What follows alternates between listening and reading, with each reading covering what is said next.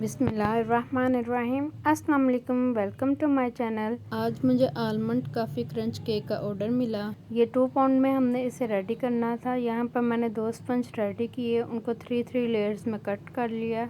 उसके बाद मैं लेयर को मिल्क के साथ सोक कर लूँगी और क्रीम लगा लूँगी।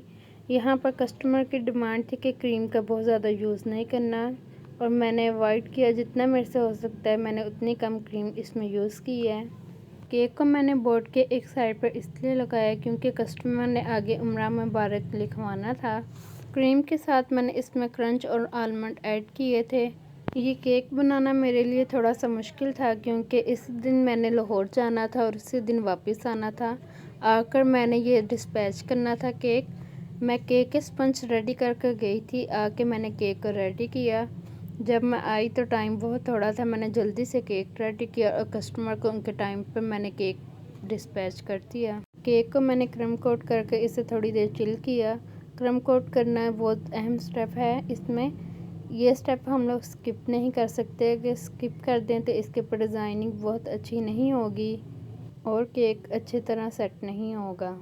उसके बाद मैंने इसके ऊपर फाइनल कोट कर लिया। फाइनल कोट करने के बाद मैंने इसके ऊपर क्रंच लगाया। क्रंच लगाने के बाद इसके ऊपर थोड़ी सी डेकोरेशन थी, वो की क्रीम के साथ और दोबारा से इसके ऊपर क्रंच लगाया।